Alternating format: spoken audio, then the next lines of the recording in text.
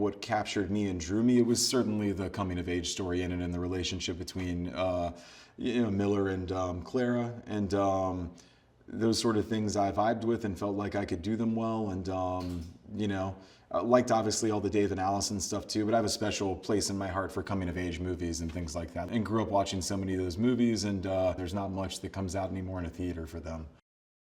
I always knew I wanted to work with Allison, and she had auditioned for my first movie. So I'd known her for many years and known Dave for a long time, and knew we wanted to put them in the movie together, and thought that they would have good chemistry, and thought that they were, and when you meet them, they're very similar in the way they approach acting.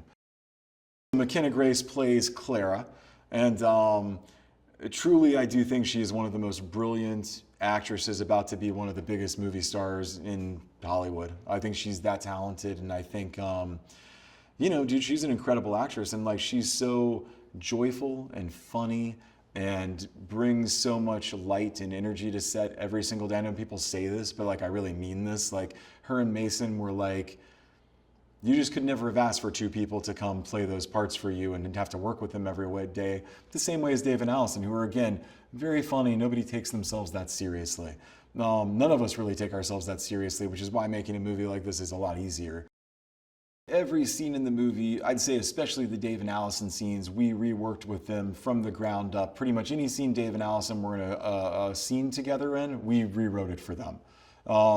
Mason and McKenna, younger, a little different, but they were always obviously bringing stuff to us or trying new things as well. And again, some of the funniest stuff in the movie and the best stuff in the movie is improvised. All the big laugh lines in the movie that get the big laughs in the theater aren't things that were written for the most part. They're just natural things that happen through everybody having fun. This is a movie for a mass audience, and it's like it needs to be hopeful, and it needs to give people a reason to feel positive when they leave the theater. And it's like all these things are in the book, but like they're not exploited in the way you'd exploit them in a movie. So I think you're always looking for that fine balance of like the real kind of humor and life stuff that would happen regardless of what was going on in your life that sucked, So life keeps going and things keep happening, and you're still gonna laugh about stuff. What I really thought was like, it's been a really long time since there's been a really good movie about a mom and a daughter.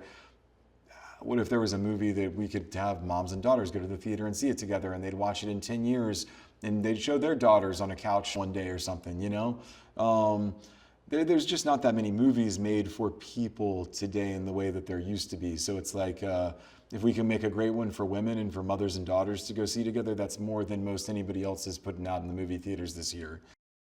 Colleen Hoover tells stories about, again, she makes pretty real and compelling feeling characters in situations that most people aren't dealing with on a daily basis, but they give you the dramatic spur that you need to deal with all these character relationships and personal relationships between family members. I hope they'll go hug their mom or hug their daughter or want to see their family or think a little bit differently about small potatoes problems that their families might have compared to this. It's dealing with people who've had something traumatic happen, and people seem to enjoy reading about that or watching it.